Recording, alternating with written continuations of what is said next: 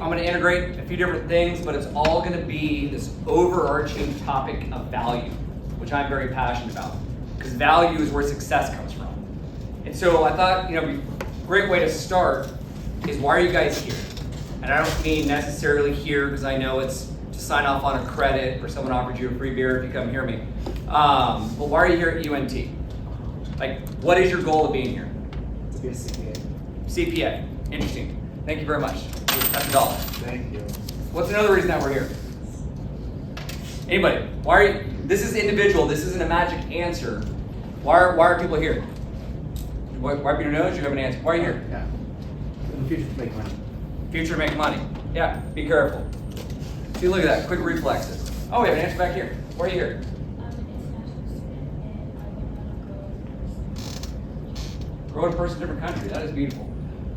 If I was ever elected for president, I would revoke citizenships at the age of 18, and you only get it back if you leave the country for 6 months. The biggest problem with Americans is they don't leave. They don't appreciate how amazing things are here. I had the privilege of studying abroad in Spain for my junior year in college. I got there September 3rd of 2001. 8 days later, 9/11 hits, and I got to experience 9/11 through a Europe size. From Spain, that had a dictator over that country for most of my life, a little before, so that America can have an Air Force base. And they kind of said, so how does it feel? So, great you're being here. Best gift ever is leaving.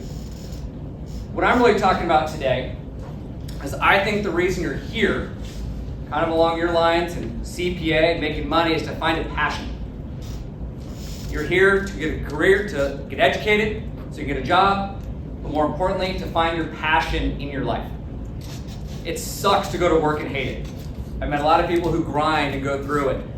Work to find your passion. Through your passion, you're gonna find money and wealth. And you're gonna find enough money to give you the life that you want. Some people need a lot, some people need a little, but if you work for that passion, and then you can time it and house it, then you can have that life you want. But how do we get there? Because rank and file, following along the way, to me, isn't the way to get there. It's by delivering and creating value in everything you need. So that's kind of my intro. So who's this old guy up front? Some boring stats about me. I've been doing this career. I'm a commercial real estate advisor. So my day job is I help companies pick an office space, a warehouse, buy land, in their business needs across the globe. I've been doing this for 21 years. Just so you can have some relevancy here. So my people said 16.5 million square feet transacted in just the last 3 years. So I've done things a couple times. Recognized as power broker and a bunch of other little awards that say I'm doing okay. I go to these things, SIR, that's the designation in my industry. You have to have certain tenure, certain production and expertise and ethics. IMC is a big conference. Supply chain leaders, you want to get some experience, go to RELA. Next year it'll be back in Dallas, Retail Industry Leaders Association. All the top logistics personnel of the retail industry meet once a year in a conference. Great place to go learn. Down on the bottom, in the companies I've worked for so far. Henry S. Miller, I was a sub-market broker, specialized in all the real estate of Arlington, Grand Prairie, knocked on doors, and thought I was important because I could help people shave a nickel here and there. I was pretty flat, and I moved over to Transwestern. Had a lot of offers to go different places, but Transwestern, someone said, Jim, you don't know how well you could be because you don't know what you don't know. And that was the 8th offer that had come in to me, and I finally said, all right, let's go. And I joined a team. I started learning things differently. What also hit is I went to a presentation at BNSF's headquarters in Fort Worth, where they broke down the total cost of the supply chain. And I realized how freaking irrelevant the real estate cost was. Fun fact, who runs or walks? Brooke Shoes, one of my clients. Do you know what the cost of the supply chain is in a pair of shoes? $5. $5. Next. 10. Every pair of shoes has to be, the raw materials have to come in, be manufactured in Vietnam, overseas, put in a very nice box, because the CEO is particular about it. Exported, put on a boat, put in a warehouse, sold, put in a store, into someone's house. What is that total cost per pair of $125 shoes? 20. One more guess. 20. $20? $1.38. is what it was before I worked with them. They had that was when they had their facility in Seattle. Their goal was to get it down to 92 cents, and that was like 7 years ago. They'd have 3 different warehouses. The real estate was 0.01 cent of that. My entire career is saving people on the real estate costs. Do you know how irrelevant a cent of every shoe is? Relevant. Where you put it and why is what matters. That's value. But what happened in that is I realized how small-minded I was thinking. My income doubled 4 years in a row when I moved to Transwestern. That was transformative.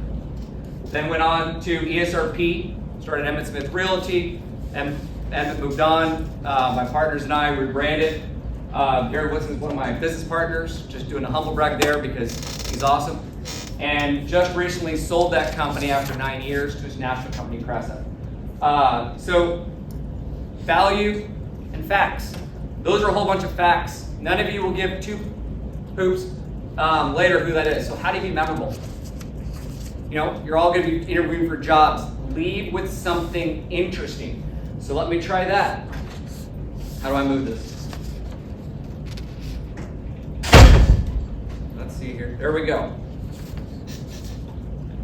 Fun fact, I like to run. That's where I met my wife. Met her running, proposed after a marathon, got married under an altar of shoes, kind of a running dork. It's kind of fun. I mean, do like this for 3-4 hours, for some reason it's a good time. This is my wife. This is after the marathon that she beat me by 48 minutes pregnant. It's pretty humbling. Yeah. Not only has my wife, I've been my wife 14 years, I've beat her in 1 race. One of the many races I lost, she was 18 weeks pregnant. To double down, this is my mother-in-law. She beat me in a half Ironman. So you guys talk to a guy who got beat by his wife and his mother-in-law in long-distance competitive races. That's something you're going to remember. That's some humility and that's some joy. Back to Cresa, just dotting some I's, crossing some T's here. National real estate company, your company has a need anywhere in the globe, we're going to handle it. I present this map in meetings. If I'm talking to a company whose entire supply chain or entire warehouse is in the United States, I don't bring up this map, I bring up one about the United States. Facts don't matter, the value does. I'm an expert in the United States. I'm talking to one of the global supply chain, I'm going to bring this up. Always, it doesn't matter what you know, it matters what does that person you're speaking with want to hear. I have a lot of, we've worked with big name companies all over the globe, so we put this up to kind of give some relevancy. It's like a job interview, put up some facts, and bring it back to them. For a large company, it's no matter how big you are, we've handled it before. Fortune 1 is a client of ours, all the way down to mom and pop. Just something interesting, real estate's funny, it's the only industry in the world where you can screw both sides and get paid for it. CPA, you can't make the books and audit them. They don't like that. You can't represent the plaintiff and the other side. But in real estate, you can represent a buyer and a seller. You can represent the building and the tenant going in there. It's really strange. But we talk about that. Now here's the thing, most people don't care. It's an industry standard. So we put this together to point out value. This is saying, and these companies reported in their 10Ks, how much do they make? How much do they make off landlord-related activities? My competitors, 70, 80, 90% of the revenue comes from landlord work. 100% of all revenue comes from the tenant focus. This says every day I wake up thinking about how can your company become more profitable. They think about how can someone else. They may represent you, but they won't be aligned. Facts, value. I'm just giving you examples because you always need to think about how to make this impactful. When I'm trying to get hired, I want them fearful of who they're currently working with and all that they're missing out. All right, so facts. Who can tell me what a fact is? Something that actually happened. You're very helpful. Come on, quiet people. What's your name, by the way? Liam. Liam? Yes. Thank you. Who else? What's a fact? Something that can be proven. Something that can be proven. Love it. Definitive. Absolute fact. What's an opinion? Something that's emotional that you believe, but it's not, you can't prove it. Can't prove it? Yay, nay. So, opinions are never true? Can you repeat that? Opinions are never true then? Not really. It can be true because it can be like mixed with the fact, but it really depends on what you provide. But like for example, if you say my opinion is orange is the best color in the world, Mm-hmm. someone can say, no, it's not. It really depends on the fine line of, it's what you think, but it's not what everyone thinks. But what if my opinion on who's going to be the next president? 50% chance of being 100% correct. So opinions can become true. They But can. there's a lot of people who have a very simple feeling on facts and opinions. Right? Right. My opinion is that's a really dang long fuse on that cannon. That dude's going to come on and flip it right up. The ball's going to go nowhere. People think facts matter. School, we talk about facts and learning and regurgitating and pushing those through. In business, what are the facts? What are the reasons? And you get lost in opinions. You'll always hear, I didn't pay you for your opinions. I met with a company called Vandever that I invested in. And the CEO said, opinions, I don't want them. You're hired to do what I asked you to do. You're an expert programmer. Go program. Go program exactly what I want. Now, if you have an opinion and a thought, prove it. Find me one customer. If you take the time out of your workday, so on your weekends and on your nights, and you program an idea, and you get a couple of your colleagues to program it with you, and you find one customer in the world that actually pings and says, I would pay money for that, and it doesn't cannibalize the core, he goes, that person just got promoted. He had an opinion, validated the fact, they would get promoted, their idea would move forward, they would get a percentage of revenue that was created. So opinions can be facts. But more importantly, what we're talking about, in my mind, is value. This is worth. What we value is people. In relationships, sometimes we stay with someone too long because our own value is lost, right? What do I value in life? What do I value in being? Am I getting it? In business, value is what matters. You guys are about to go work.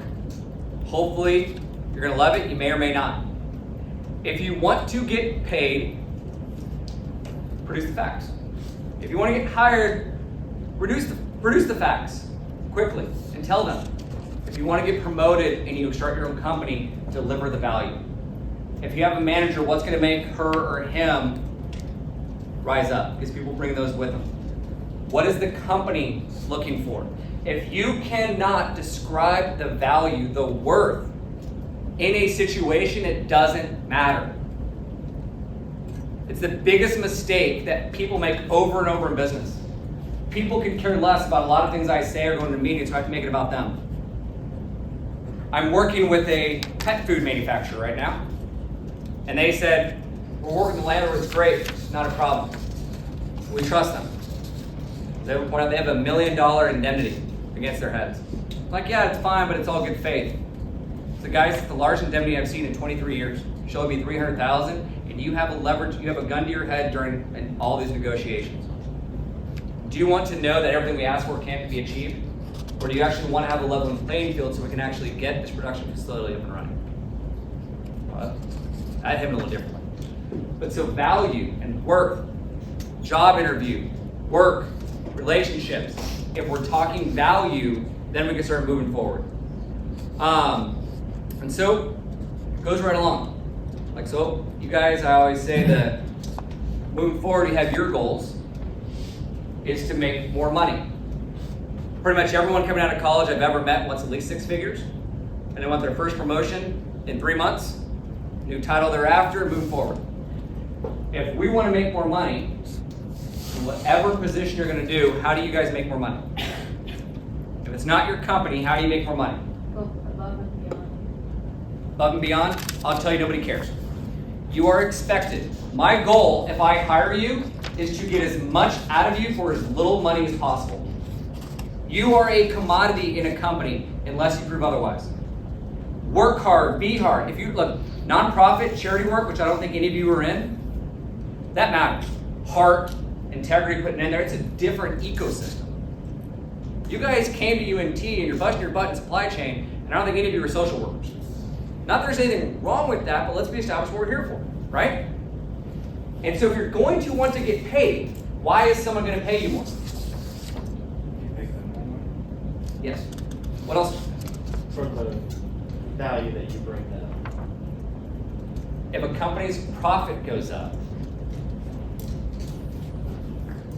your profit goes up. If you show up every day and do a great job, it's what you should do. If you're given 2 weeks vacation, you only take 1 week, what does it matter? If you can show how EBITDA can go up by 1.5 points and the company trades on a 10 multiple, holy crap. If you're working hard and I'm loved and respected, it's good to keep your job, but we all want to get up, right? It's the biggest mistake I always see people coming is unfortunately, the ribbons, the appreciation of mom and dad, it's just gone. The world outside is binary. I was lucky enough to graduate from college, big pile of debt. My first job out of college paid a $6,000 non-recourse draw. After 4 years in college, I made $19,846, and the company I worked for took half. But I didn't have to pay back that $6,000. I've been scratching and clawing. I have not made a salary in my entire career. Everything is about making other people profit so I can grow. Making them more successful, them happy. I work with a large manufacturer.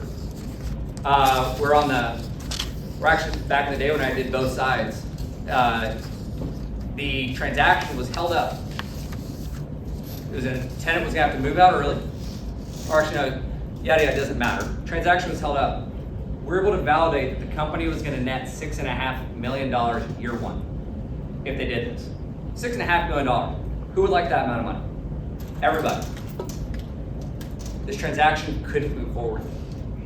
So instead of being frustrated, asking why, pointing all the facts that make sense, we dug into the why. We found out that the local general manager was paid on a percentage of profit for that branch. That $6.5 million was going to increase his rent by 39%. He was going to lose his bonus. He was going to lose his promotion capabilities because his branch was going to become unprofitable day one, but the company was going to make $6.5 million. He was killing it. You know what his bonus was worth? $32,000. This company was losing $6 million because one individual was $32,000. Had to find out the value to that individual so the company can go up. The answers aren't always clear, but if you can find them, that's value. And remember, nothing is more important than what that person thinks is important. We all think we're special and talented, right? But if you're working with someone else or interacting with someone else, it doesn't matter what I want. What does my wife feel valued? The conversation's gonna go a lot easier if I'm aligned with that. All right, so let's talk logistics. Here's the total cost breakdown of a supply chain. Which one of these is the most important? Say again? Transportation? Great answer. Why?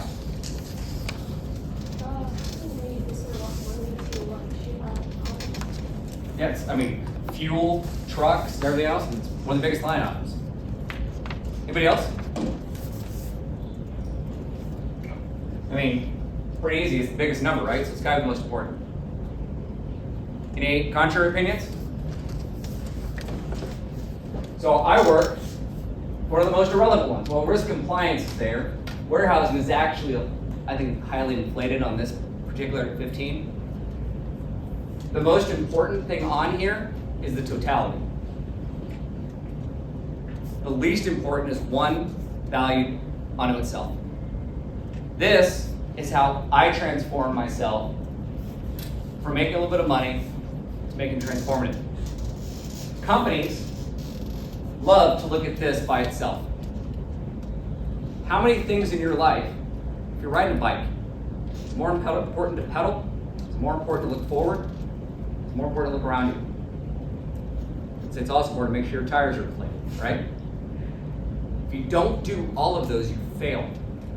Yet, be excited to go into some big company, y'all, and find someone, grab a hold of one of these and run it right into the ground.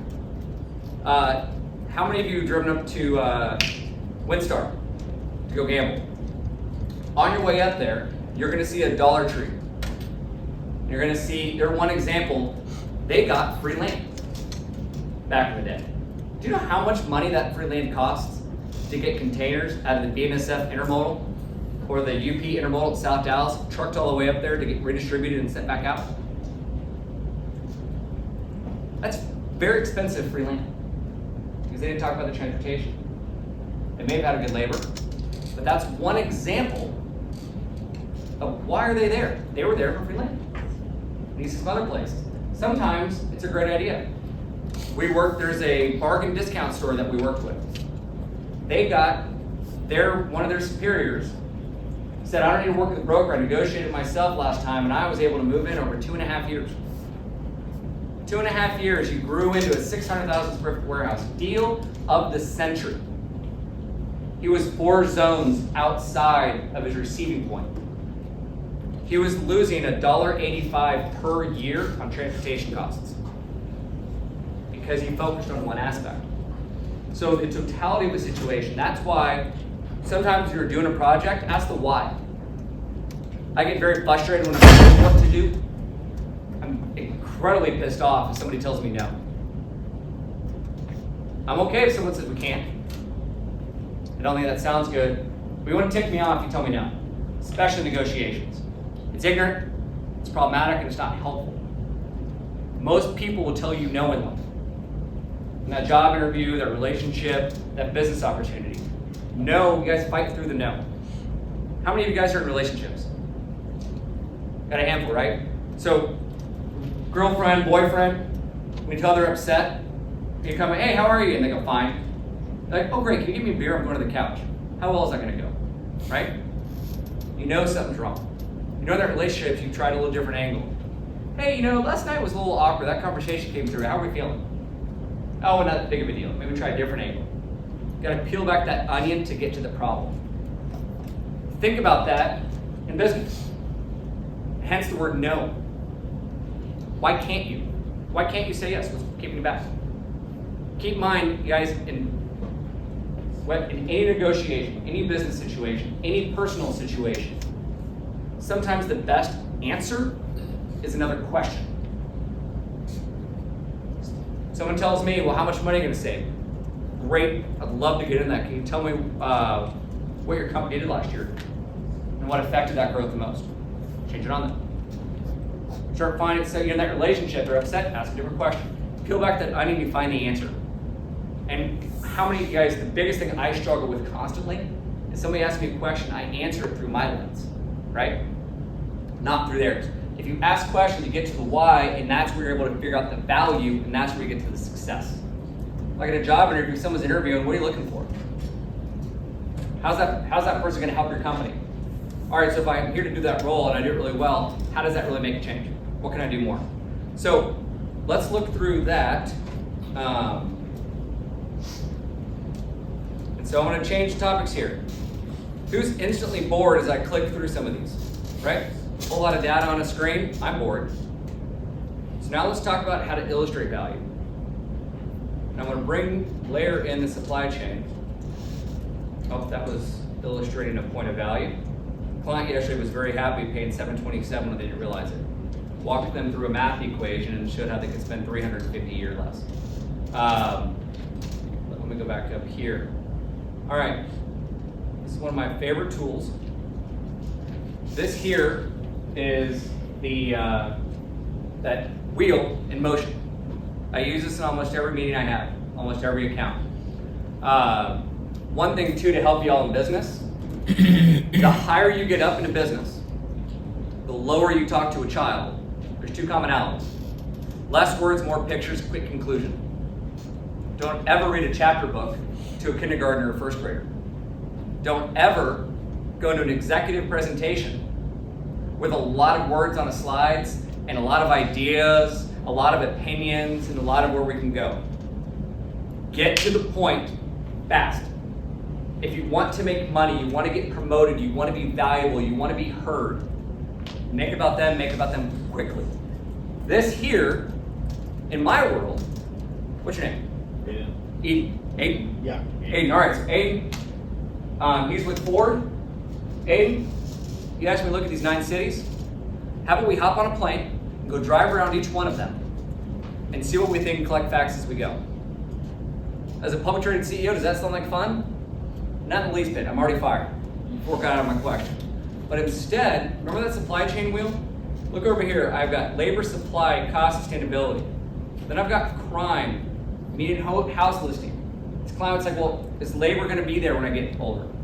We have costs coming in from the port here. Let's say, all right, we do have containers coming in.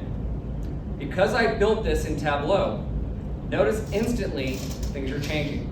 I just restructured a priority list by changing the criteria. Distance from rail, it needs to equal 100, but y'all can walk through me, right? Gets back to 100. But in real time, we can do an analysis. Do we know behind it? No, but I can tell someone, well, Montgomery's a 90. Fairfield, Lebanon, do we really need to look at anything else? Sometimes I'm hired by saying, I'm not going to waste your time through 4 through 9 definitively. This isn't my idea. We make all the data about them, allow them to sort it how they want, and the conclusion pops out. How many of you guys have done a huge report for Brian or some other teacher and wonder what the hell is this for and spit out? Doesn't do help you out, right? You should not raise your hand, you're getting a bad score next time. Everything Brian asked me to do is brilliant. If you just produce a lot of information, it's amazing that data is everywhere. People can't see it.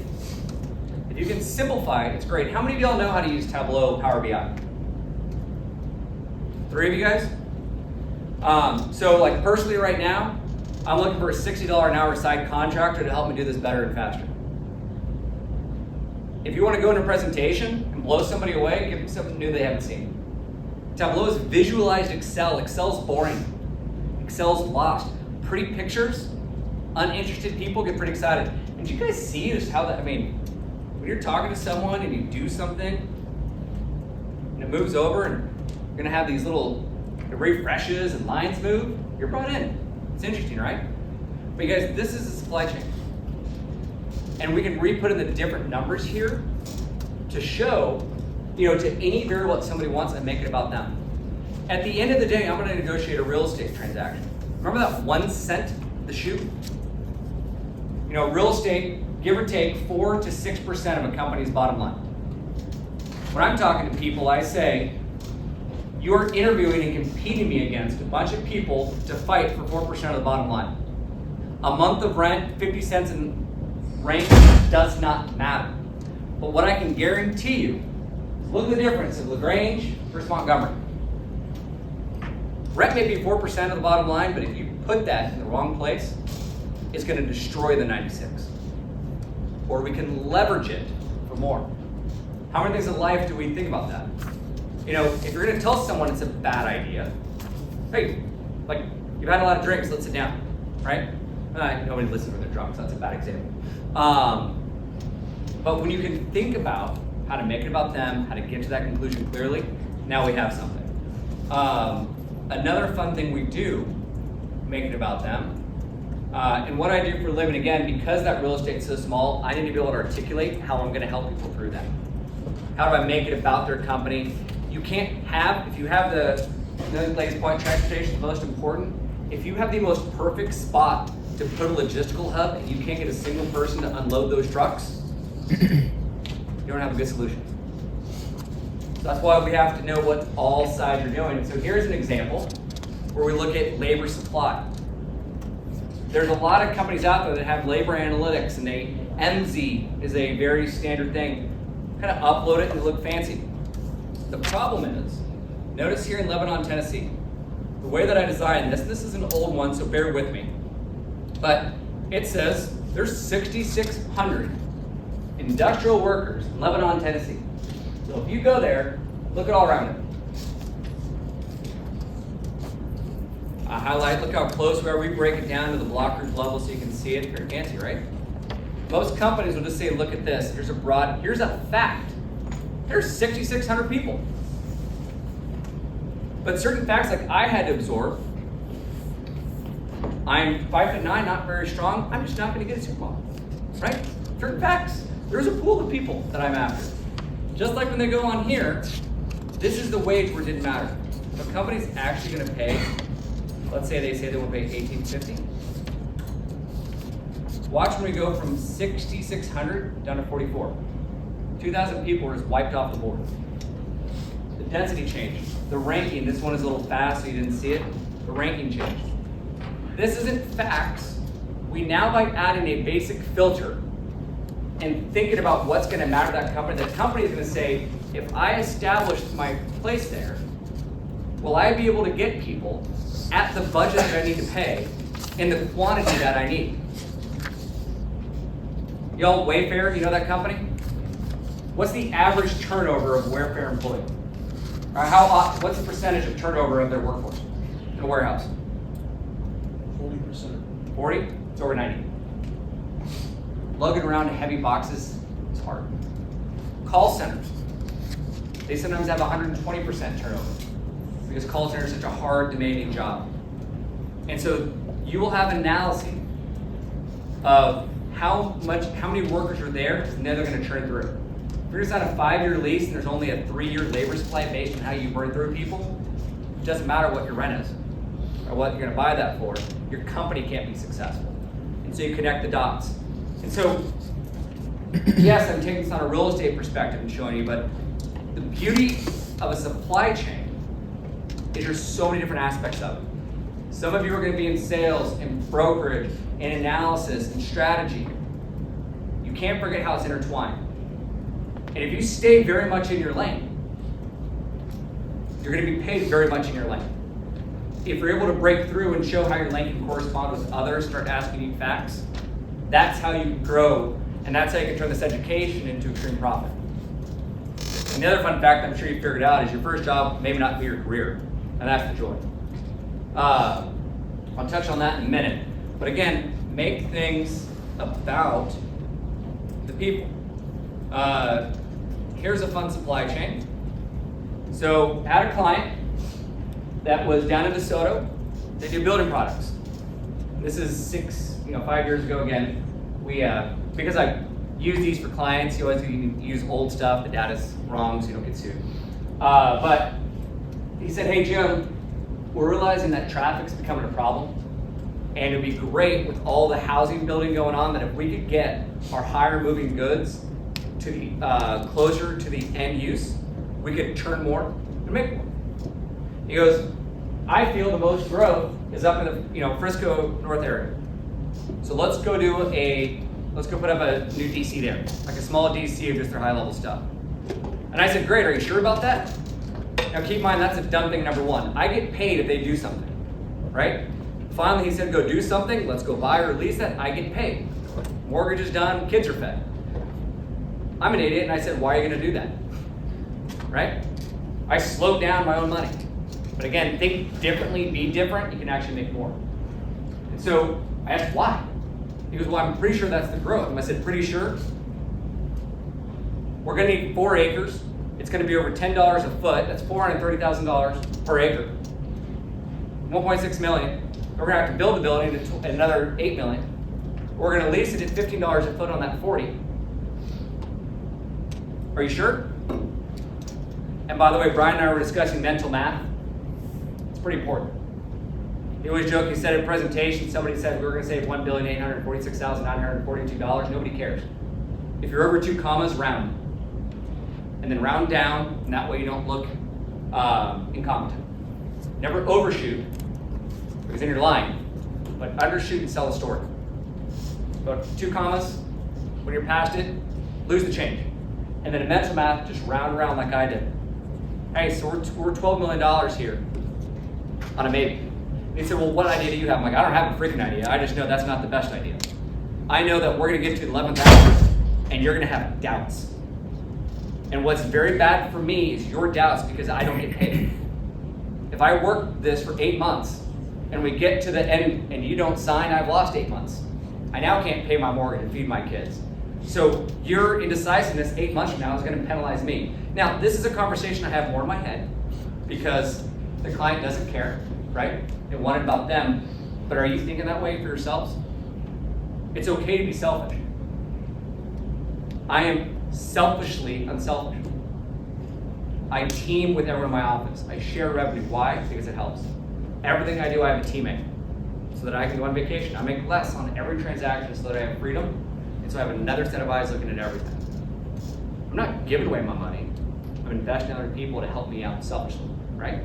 In this situation, I wanted him to do the right thing to be happy, so he continues to work with me, but then I also thought through of all the negative things that can come around. Think like this when you're at your job, again, your relationships. This sort of mindset, what else we do? When a teacher gives you a project, a lot of it may sound crazy. I renegotiated half my grades in college. I had one teacher fail me on a test, and I just, at the end of the day, was able to validate my opinion, and the way that I took their instruction was accurate, just different than what they wanted. I'm kind of competitive that way. But going back to analytics and data and fun, I ended up saying, okay, well now I need to solve this. And then task my team, how do we solve this? And we were able to find, for $8,000, a list of all housing permit data in Texas. Well, now what the hell do I do with it? I don't want to walk into a presentation with the CEO with a bunch of Excel numbers. So again, I kindergartenize it, leverage my team with Tableau, so we can put all these out there. And so now here was a simple fact. So I said, well, let's, in Tableau you can do beautiful things like a little radius. So here's 10 miles. 10 miles, there were 51,000 houses planned to be built that use the majority of their items that they sell at the highest margin, the fastest turn. We didn't care about some of the other apartments or other items. I only cared about the housing that was going to use their product. Again, weed out the noise. The noise doesn't matter. The profit, their focus does. So there was 51,000. Then we started playing around. Let me give you part of the conclusion. We did that same 10 mile around here. We're at 49,000. What the heck are all those homes doing out there? See some other bigger bubbles, like 32 around there. But all of a sudden, the growth. He lived here. Lived in Soda, right? Lives in Midlothian, had his company here forever, distributes around. And the mindset is, north is the growth, right? But facts, if you challenge them and you question them, you find the different opinions. So the opinion was north, and it was factual, and it was correct. 40% land cost out east compared to up north. Do you know how many warehouse laborers live off the tollway? Not many. It's expensive. Affordable labor is further east. Do you know how much less the traffic is on that sector of the highway? Especially in the morning when builders are going. When you're sending things out east, workers are coming in west. So you're gonna backhaul. We can save money, be up and running faster, and have more turns per day with less traffic by going there. Save real estate, labor, and time. All higher profit. Change entire focus. Instead of spending 8 months doing what they asked for, challenged the authority, questioned it, found a solution that mattered. Think like this, that's growth, that's promotion. That's also supply chain. I'm just a dumb real estate guy. Everyone's got a broker, right? But I'm able to observe that with an expertise and logic. Everything is about their bottom line. Does EBIT matter? Does EBITDA? Just the next quarter. I have helped companies make questions I couldn't understand. We showed that we could get we could sell a portfolio for $210 million. The final sales price after 96 Excel analyses through a complicated program, we have selling for $145 million because that created the right rent. It's called a sale leaseback. They own the properties, they wanted someone else to buy them, and then they would lease them, right? Around $80 million less up front. However, it put the rent number in an area that allowed EBIT to go up, and the entire C-suite were going to hit their bonuses. What's right, what's wrong? The opinion is they made the wrong decision. The fact is, the entire C-suite was motivated and happy. Probably make a hell of a lot more. It's crazy, y'all, the numbers that start occurring in real life, and how, and be careful, because sometimes a company will save 100 and not care about 2 million. Sometimes the gas is the gas. But what could we spend over here to save an impact? It's just fascinating how things go. Here was another fun one for a company. This is, again, we always try to bring facts into a clear focus. So this was helping a company look at their portfolio. They were working with another provider. And so we went in our first meeting by just aggregating, okay, well, where is your supply chain? This is a distributor of certain products. And you can see, or we looked in that southeast, should not have done that all at once. They instantly, they were looking at all these different coverages. So we said, well, if you go, this was Atlanta, that's where it's gonna reach. If you do Charleston instead, that should reach there. Again, quick visuals. It's amazing. You never, another key into business, whether it's an employer, a customer, your SO, don't call them wrong. Just show data of why their idea may not be correct. It's a lot less fights. And so we just use their information to show facts. And then, here's real estate cost summary. And here's what's funny about my job. 6 million to 9 million. Most people say save the 3 million. What, black and white. Save the 3 million. But then you can start looking at certain items and we start saying, well, what's our coverage ratios? What's UPS and FedEx? What's the difference? So here's one of the key questions in supply chain. What is more important? Speed to customer or cost to get it there? Which is more important? Cost. Cost? Raise your hand for cost. Raise your hand for speed. Okay, you're all wrong. It's both. And it only matters. I mean, it's the crazy thing, and it's like these assumptions that we get into. I've lost so much money going off the wrong assumption and just not asking. And here's like the funny thing in supply chain. Do you need to get it there? I work with a car parts group.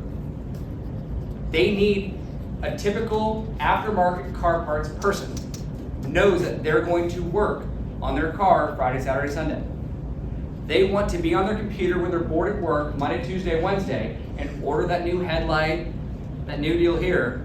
And so we looked at their supply chain and saved money by focusing on where's the lowest cost we can be with 2-day shipping. Because their customers weren't going to be impacted by 2-day shipping. Another company I have makes those kits that when an ambulance comes in and they, someone's having a heart attack and they rip it open, there's LEDs, everything else in there, they bring those goods in to make them. Medical goods is kind of important to get there quickly, right? Their supply chain looks entirely different. They're both correct. They both also create profit different ways and yield it. So if you ask the questions, it merges forward. So you guys, this is, I've weaved in and out of different points here. The biggest point when you can leave here is to ask how you can go create value in the next situation. And as corny as it is with your relationships, with your friendships, these job interviews, your next careers. How many of you guys have had more than 3 internships? How many of you had 2 internships? All right, with all due respect, you're morons. Absolute idiots. And I mean that respectfully. How many of you guys are juniors? Seniors? Seniors, great. You have the opportunity where you're gonna go fight like heck, especially this economy right now, to go get hired. And you're gonna be very happy to get a job. I assume all of you have been on a date before, right? Didn't you know within 30 seconds that person was worth it? And then you're like, now you're at a dinner? How many times you talk to someone in there? You are going to make a decision on a job that you're going to be stuck with. You may be in love with a career path right now. Data modeling for transportation, warehouse strategy, raw goods sourcing, and the infinite other opportunities in supply chain. If you sacrifice a few beers and a few minutes with your friends to take an internship for hours, or if you take once a week, go find a professional, which they're all over Denton, to say, tell me about your life. In 1 hour meeting, let me tell you, you go bring a $10 Starbucks card for that person for their time, and a handwritten thank you letter. You may find out that their passion in life is the most boring thing that you've ever heard. Their quality of life, or what they do and how they do, is the most boring, stupid, oh my God, and I'm about to take a full-time job there. Because if you take a job without having any experience, and you leave that job after 2 months because you're bored, that's a negative mark in your resume. Then you're quickly gonna go jump to another job. That wasn't what I thought either. All right, so I'll stay there 4 months. You finally get to the third job that you want because you've gone through this ethos. And now that job that you actually want says, well, you're an unreliable scapegoat. You're jumping around for salary, you're unreliable, you're not there. So with the greatest respect, I challenge you. Find an internship, a day, a week, or anything. Right now, your full-time careers are 16 hours a week, and you have 4 months vacation. It's the best job you'll ever have. Graduating college, it's unfortunate. So leverage that, guys. And Denton is a list. I mean, there's so many great companies around here, especially the warehousing companies that have come around, and people love to talk about themselves. Go find a GM, president of a company. Hey, I'm a UNT senior, I'm getting ready to graduate. I have looked you up on LinkedIn, I'm fascinated with what you do. Would you be willing to meet with me for 45 minutes so I can learn about your field? Your success ratio on that will probably be over 80%. Now call people a bunch of times, don't just send one email, don't just send one LinkedIn. You know, a written note, a call, everything. But if you guys want to change your lives, affect some change. Find out things you like. It's so easy to figure out what you don't want to do. It's hard to find out what you want. Then when you find it, figure out how to make value, and that's what's going to transform. Because my God, you find out what you love, you find out how to be great at it, now you got something. So that's it for today. Those dollars are real currency. Enjoy yourselves. And y'all, thank you very much.